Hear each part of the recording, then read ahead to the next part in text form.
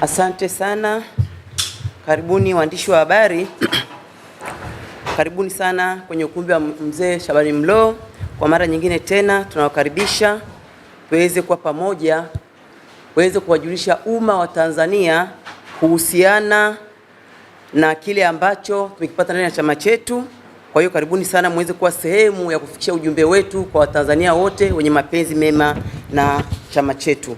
Taarifa kwa umma juu ya mtizamo wa chama chetu cha wananchi CUF kuhusu maamuzi ya msajili wa vyama vya siasa kutengua matokeo ya uchaguzi wa viongozi wa kitaifa wakuu wa chama mwaka 2026. Ndugu wanahabari, kama mnavyokumbuka, CUF chama cha wananchi kilifanya uchaguzi wa chama ndani ya chama mwaka 2024 Disemba, uliofanikisha kupata mwenyekiti wa chama taifa, makamu mwenyekiti wa chama taifa upande wa Zanzibar na makamu mwenyekiti wa chama upande wa bara, na pia kupata wajumbe wa baraza wa kanda 9 kama katiba yetu inavyosema kwa Tanzania bara, Tanzania upande wa Zanzibar. Uchaguzi huo ulishuhudiwa na msajili wa vyama vya siasa kila hatua, kwa maana ya kwamba kuanzia hatua ya mwanzo mpaka mwisho. Tangia tunaanza uchaguzi alikuwepo, usajili alikuwepo, uchaguzi alikuwepo, kutangazwa matokeo alikuwepo, na mpaka mwisho aliojiwa na vyombo vya habari na akathibitisha kwamba ameshuhudia uchaguzi uliokuwa wa uwazi, wa uhuru na haki, na alitupongeza chama kwa kuandaa mkutano mzuri. Alikuwepo kuanzia mwanzo mpaka mwisho.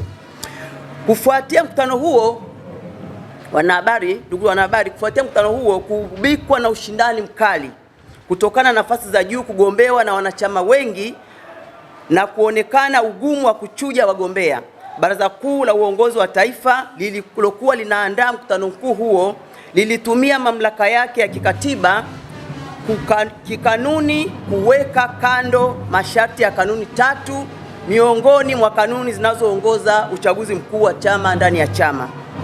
Baraza Kuu la Uongozi la Taifa lilitengua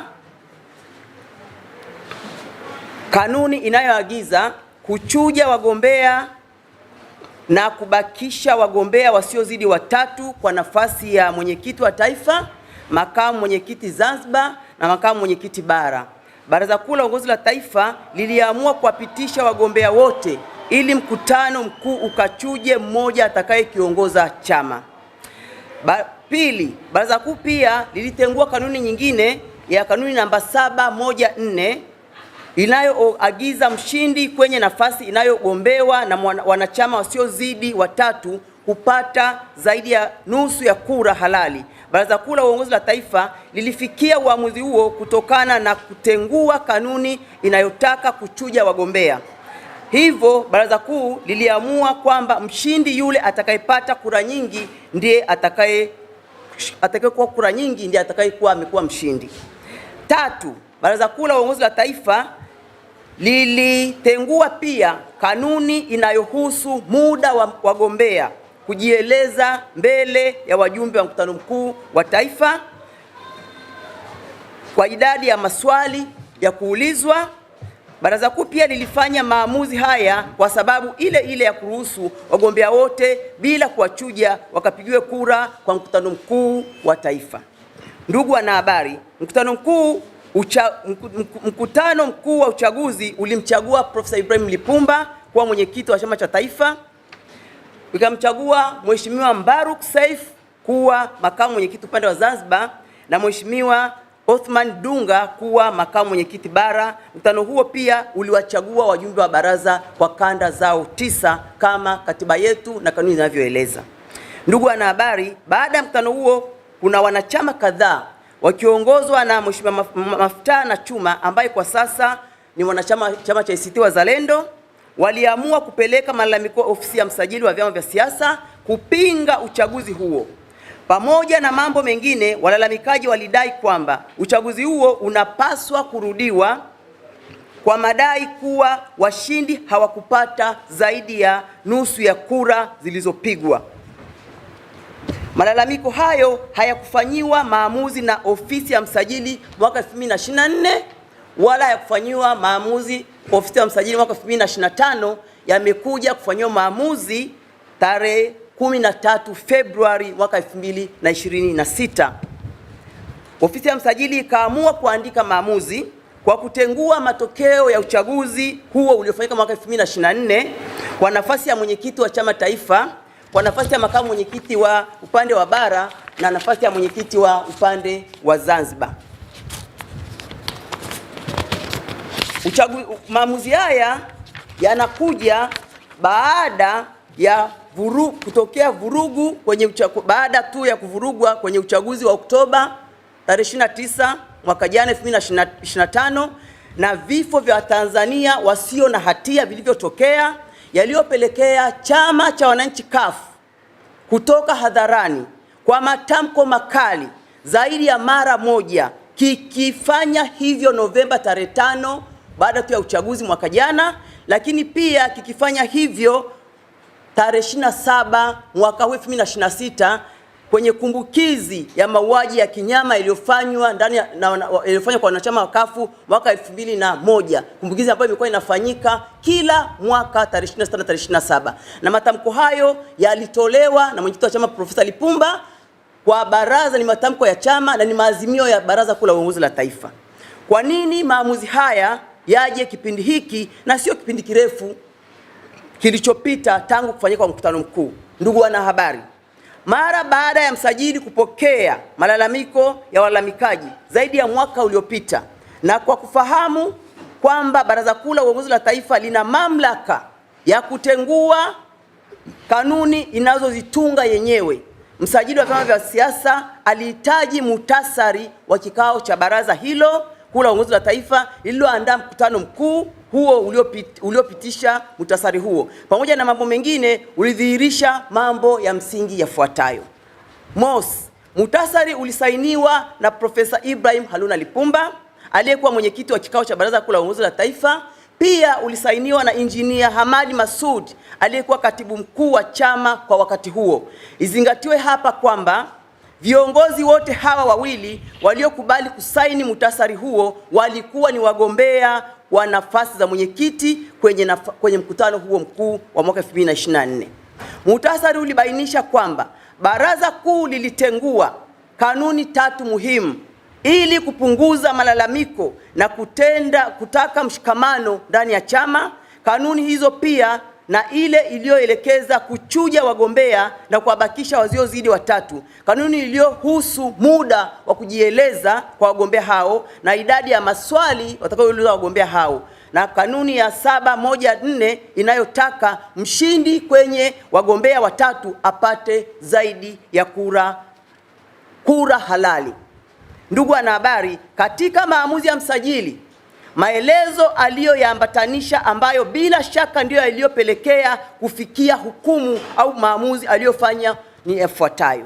Kwanza, amekubali kwamba Baraza Kuu la Uongozi la Taifa ni chombo kinachotunga kanuni za chama, ndiyo iliyopelekea kanuni za chama lina mamlaka kisheria kutengua kanuni yoyote wakati wa uchaguzi. Hilo alikiri.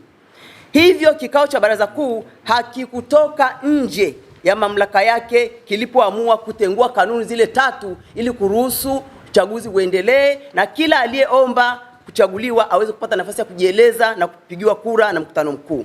Pili, msajili amekiri kupokea muhtasari wa kikao cha baraza kilichoandaa mkutano huo. Hilo amekiri. 3, msajili amebaini kwamba waliosaini muhtasari huo ni miongoni mwa wagombea wa uwenyekiti katika mkutano huo uliolalamikiwa. Ni wazi kwamba mgombea yote angebaini muhtasari huo una dosari asingekubali kusaini kwa sababu na yeye angeathirika na muhtasari huo. 3, msajili amekiri kuona maelezo ndani ya muhtasari huo ya maamuzi ya kutengua hizo kanuni 3. Miongoni mwa kanuni hizo ni kanuni ya 714 aliyoitumia kwenye maamuzi yake. 4, msajili amehukumu kwamba muhtasari uliowasilishwa na chama na kusainiwa na katibu mkuu, ambao katika malalamiko ya msingi ni sehemu ya walalamikiwa, amehukumu kwamba kuna maneno ambayo kwa msajili hayako vizuri.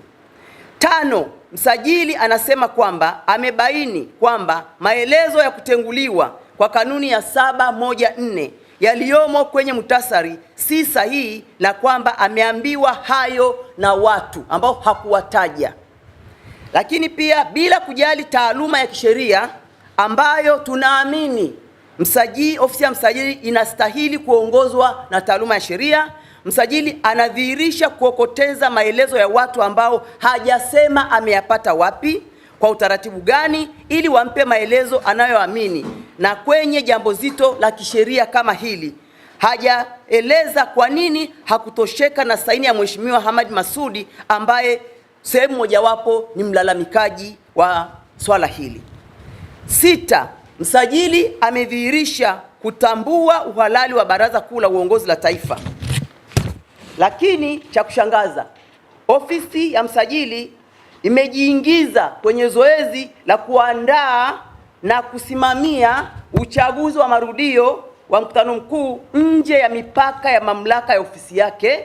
Ofisi ya msajili imenukuliwa na mwandishi wa gazeti la The Citizen la tarehe 14 Februari 26 na kwamba angeweka ratiba ya mkutano mkuu wa uchaguzi wa marudio siku ya Jumatatu, kwa ambayo ni jana, kwamba angeweka hadharani ratiba ya mkutano huo. Ni kwa nini ni msajili?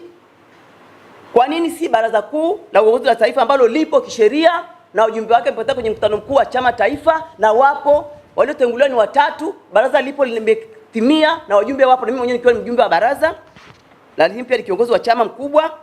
Hili linajenga dhana ya uwepo wa mipango ya ofisi ya msajili wa chama cha siasa kupandikiza viongozi ndani ya chama cha wananchi kavu wa kivuli cha ukiukwaji wa kanuni katika uchaguzi uliopita.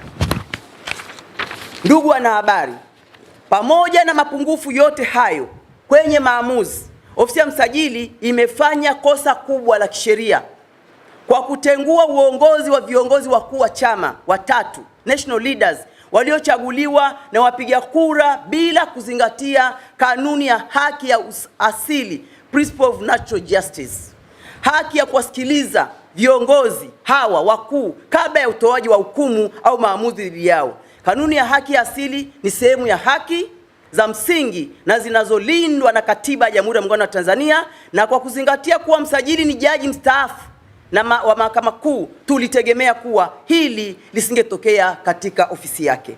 Katika uamuzi wake, sio Profesa Lipumba aliyechaguliwa kuwa mwenyekiti, sio Mheshimiwa Dunga aliyechaguliwa kuwa makamu mwenyekiti wa upande wa Tanzania Bara, wala sio Mheshimiwa Mbaruku aliyechaguliwa kuwa makamu mwenyekiti wa upande wa Zanzibar, waliotakiwa kujitetea juu ya tuhuma za walalamikaji kabla ya matokeo ya uchaguzi uliowaweka madarakani kutenguliwa.